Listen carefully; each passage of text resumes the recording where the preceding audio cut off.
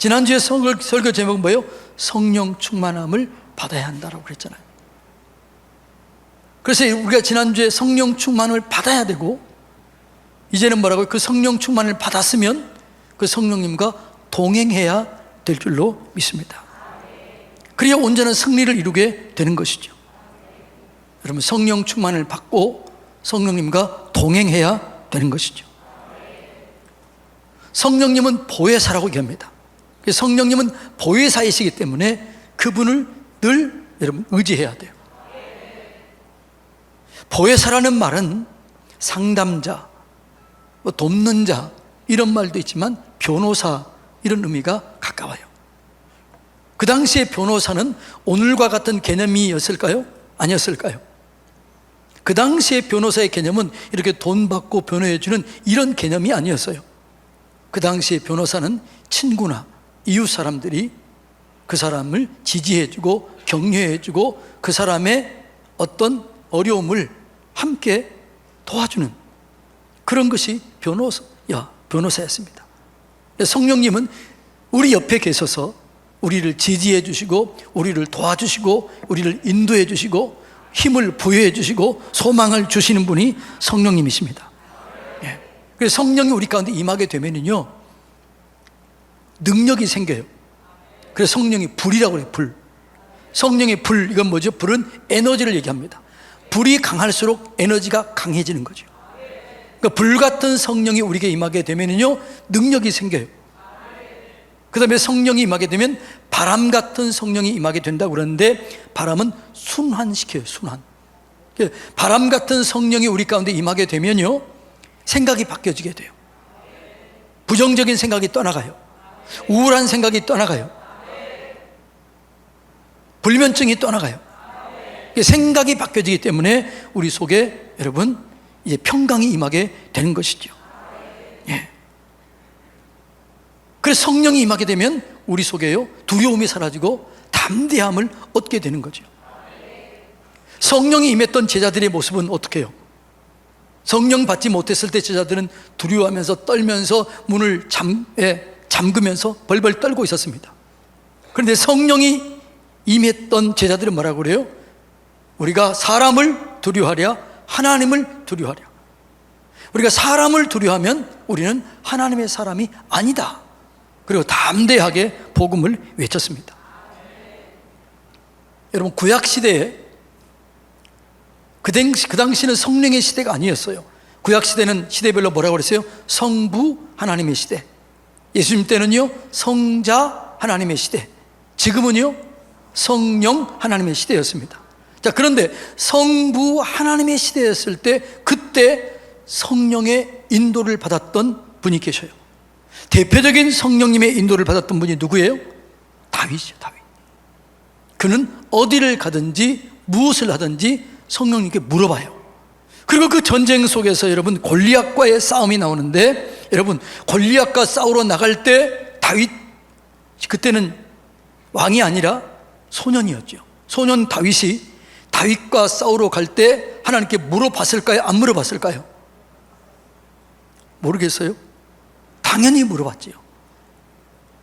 근데 물어보고 어떤 응답을 받았을까요? 아마 이랬던 것 같아요. 다윗아, 염려하지 마라. 그는 칼과 창을 가지고 나가지만 너는 나와 함께 간다. 내가 너를 도와주리라. 참으로 너를 도와주리라. 내가 너와 함께 하기 때문에 너는 반드시 이긴다. 이 음성을 듣고 전쟁에 나가지요. 두려워하지 않습니다. 주저하지 않습니다. 담대하게 나가서 물맷돌을 던져서 골리앗을 무너뜨립니다. 그리고 이겨냅니다. 그러니까 다윗은 그렇게 담대할 수 있었던 비결이 뭐냐? 하나님의 인도를 받은 거예요. 음성을 들은 거예요. 그리고 그에게는 담력이 생겼던 것을 볼 수 있습니다. 그러니까 다윗은 그 승리와 그 영광과 그 축복이 다 누구로부터 온다는 사실을 알아요? 하나님으로부터 온다는 사실을 알았습니다. 그래서 다윗에게 가장 두려운 일은 그 하나님이 자기에게 떠나가는 것이에요. 그것이 다윗에게 가장 두려웠던 일이었습니다. 그렇게 하나님의 인도를 받았던 다윗이 어느 날 밧세바와 불륜을 저지르고 그것을 들통나지 않도록 하기 위해서 그의 남편 우리아를 전쟁 깊숙이 들어가게 해서 죽임을 당하게 합니다. 그것이 나단 선지자를 통해서 드러났습니다. 그 나단 선지자를 통해서 그 죄가 드러났을 때 다윗이 어떻게 해요? 회개하면서 간절히 이렇게 합니다. 하나님의 성령을 내게서 거두어 가지 마시옵소서. 그러니까 다윗이 가장 두려웠던 일이 뭐냐? 그것은 성령님이 떠나가는가? 그거 두려웠습니다. 시편 51편 11절 다 같이 읽어볼까요? 나를 주 앞에서 쫓아내지 마시며 주의 성령을 내게서 거두지 마소서. 여러분, 우리가 이런 마음이 있어야 될 줄로 믿습니다. 성령님을 내게서 거두지 마시옵소서. 성령님이 떠나가시면 나는 아무것도 할 수 없습니다. 여러분, 이 마음을 가지고 성령님을 의지하고 성령님을 인식하고 나갈 때 성령님께서 우리의 필요를 채워주시고 담력을 주시고 평강을 주시고 은혜를 주실 줄로 믿습니다.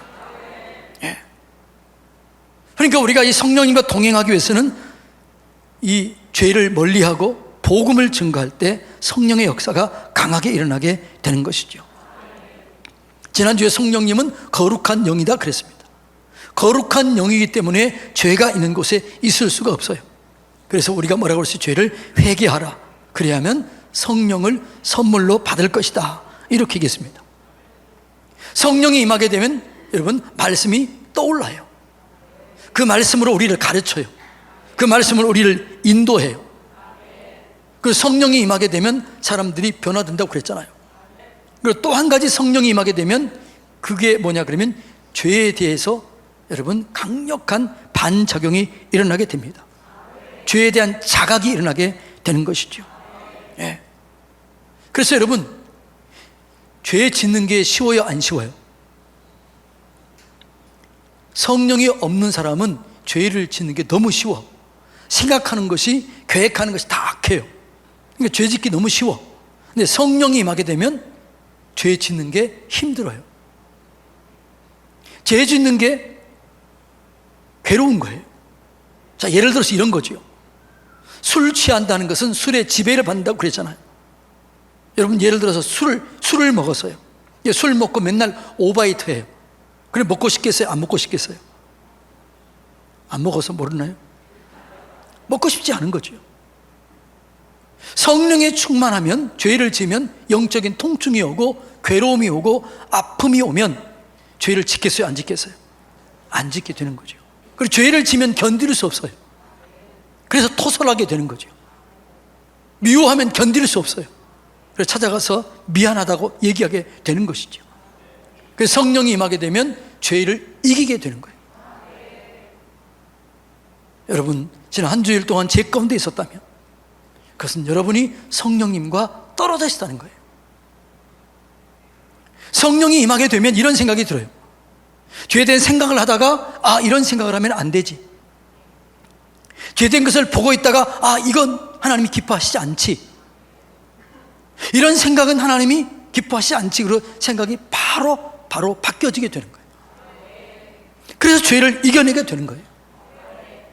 로마서 8장 1절로 2절 다 같이 읽어볼까요? 시작. 그러므로 이제 그리스도 예수 안에 있는 자에게는 결코 정죄함이 없나니 이는 그리스도 예수 안에 있는 생명의 성령의 법이 죄와 사망의 법에서 너를 해방하였음이니라. 아멘. 진짜 여러분 가운데 성령이 충만하게 임하게 되면은요, 하나님이 싫어하는 것이 나도 싫어지게 돼요. 하나님을 기쁘시게 하는 일들이 나도 그것 싫어지게 돼요. 그리고 하나님을 기쁘시게 하는 일이 나도 기쁨이 되는 거예요. 그래서 여러분, 우리가 죄를 지을 때 언제예요? 성령 충만하지 않았을 때 죄를 지는 거예요. 그래서 성령이 충만하게 되면 죄에 대한 자각이 일어나기 때문에 견딜 수 없는 통증이 일어나게 되는 거죠. 그 다윗이 이 죄를 짓고 성령이 임하게 되자 어떻게 해요? 하나님, 내 뼈가 쇠하는 것 같습니다. 내 뼈가 무너지는 것 같습니다. 그리고 침상이 뜰 정도로 눈물을 흘리며 기도했잖아요. 그 다윗이었던 것을 우리는 잘 알 수가 있습니다.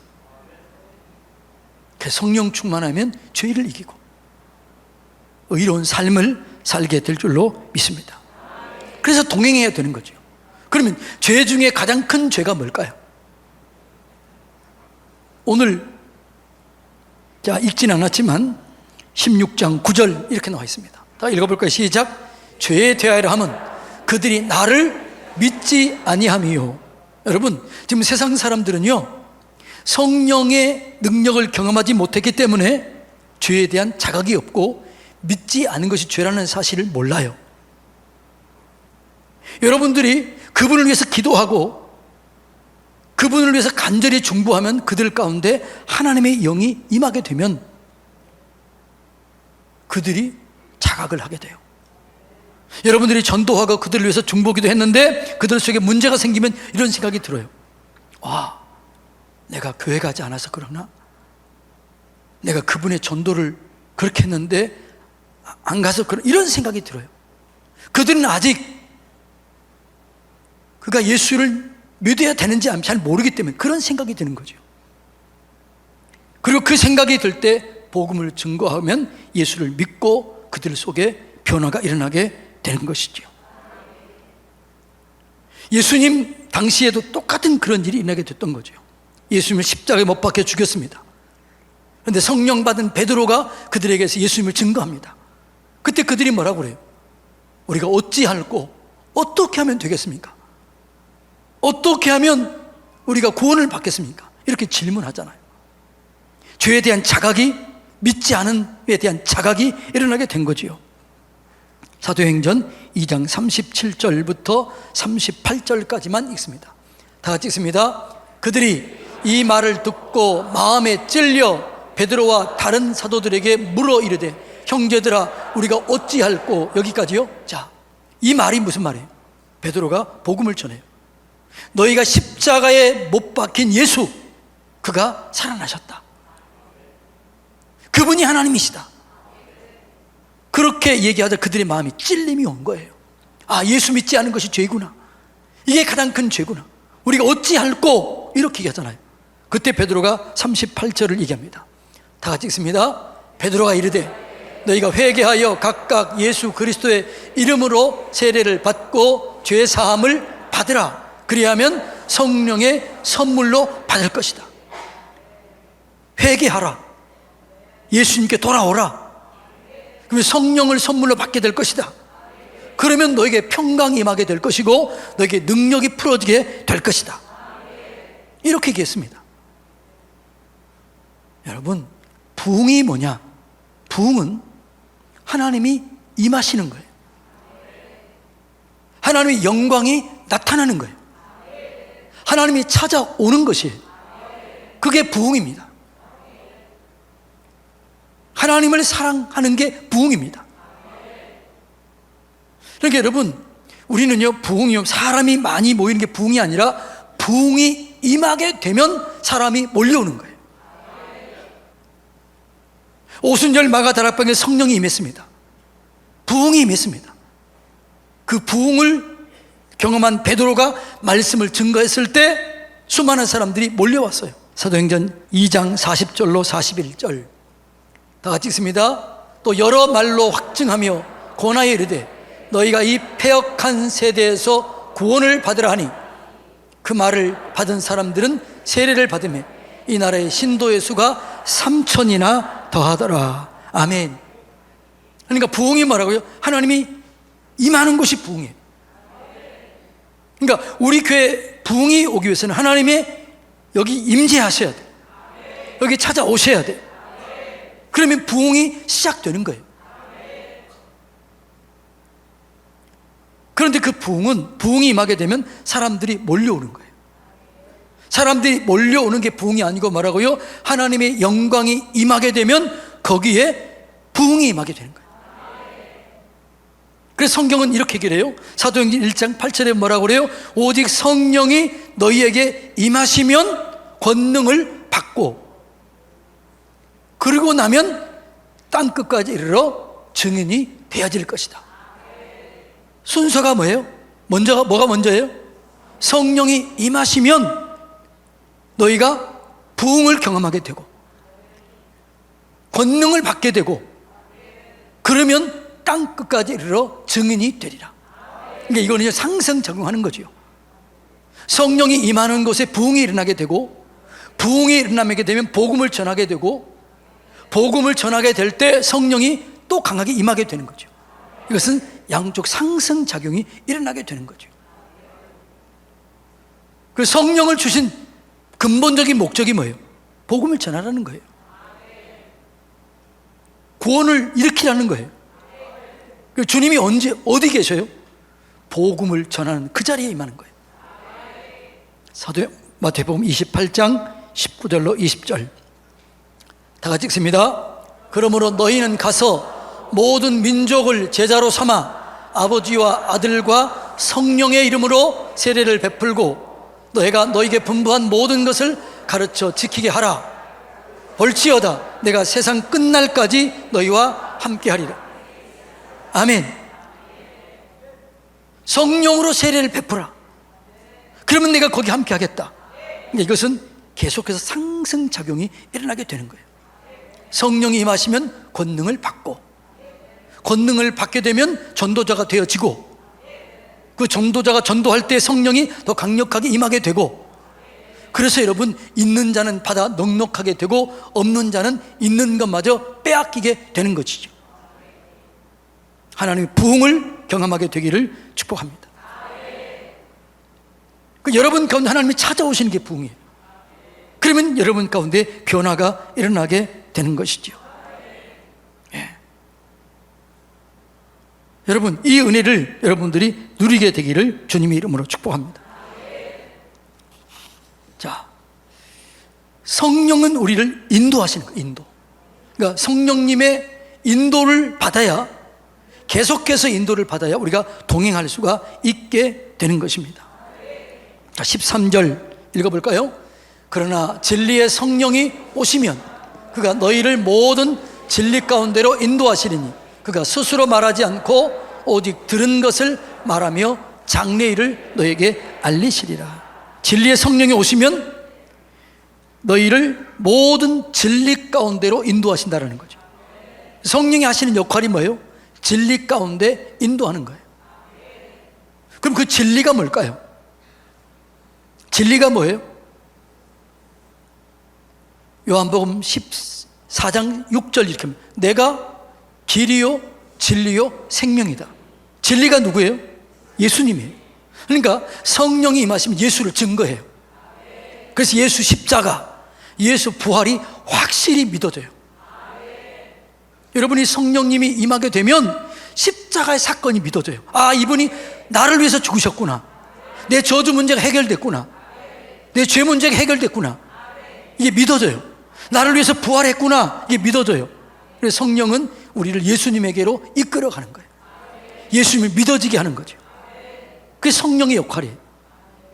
성령 충만함으로 예수 십자가, 예수 부활, 예수의 영광이 믿어지게 되기를 주님의 이름으로 축복합니다. 또 진리는 뭘까요? 진리는 또 뭐예요? 말씀이에요. 요한복음 17장 17절 다 같이 읽습니다.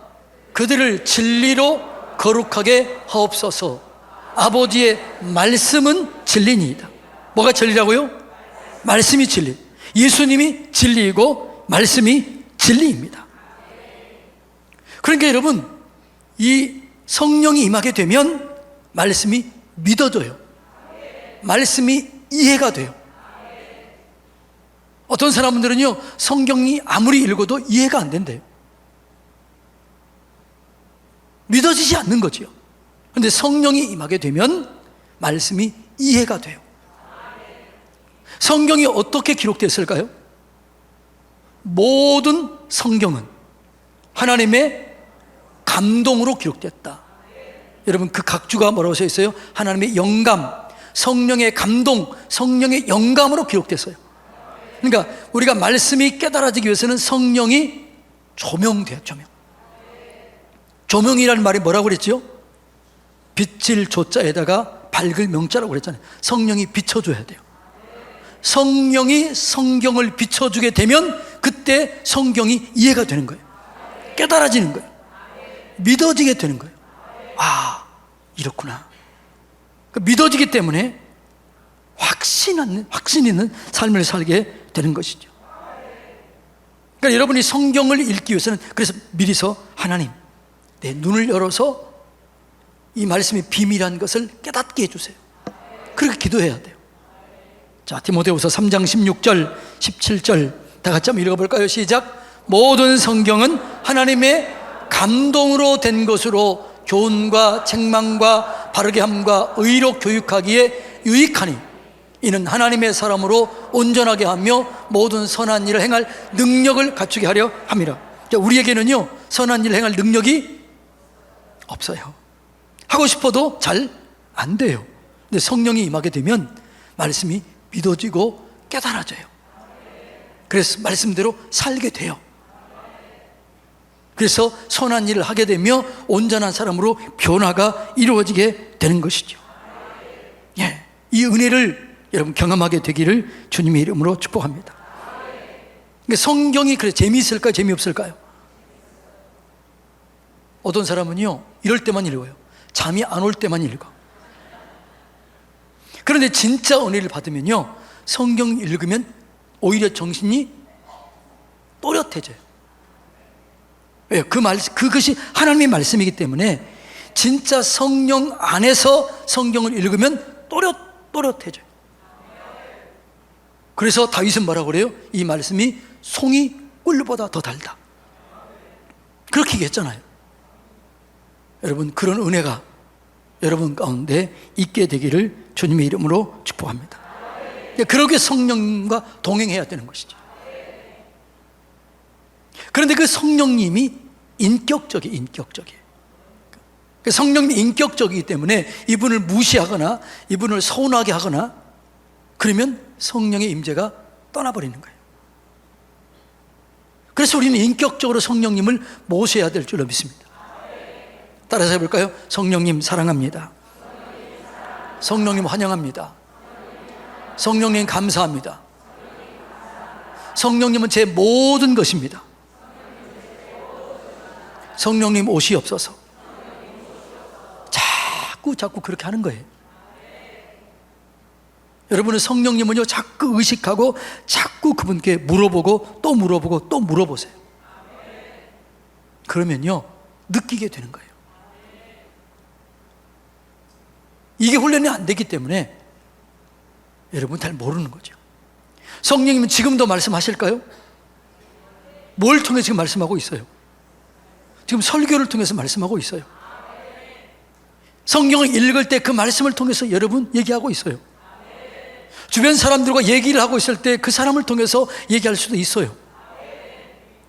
꿈을 꿀 때 그 꿈을 통해서 얘기할 수 있어요. 그러니까 성령님께 민감하고 성령님을 의지하면, 인도를 받기를 원하면 여러분 언제 어디서나 성령님의 인도를 받을 수가 있게 되는 것이죠. 지금도 성령님이 말씀하십니다. 두려워 말라. 염려를 맡기라. 나는 너의 하나님이다. 너 안에 내가 계신다. 악한 것들이 너를 건드리지도 못한다. 자, 이런 음성을 듣게 되면 뭐가 두렵겠습니까? 자신감을 얻게 되죠. 담대함을 얻게 되죠. 그래서 그런 사람이 호감 가게 되는 거죠. 그래서 그 사람이 돕는 사람이 많아지는 거예요. 그게 승리하게 되는 거죠. 이런 사람이 되시기를 주님의 이름으로 축복합니다.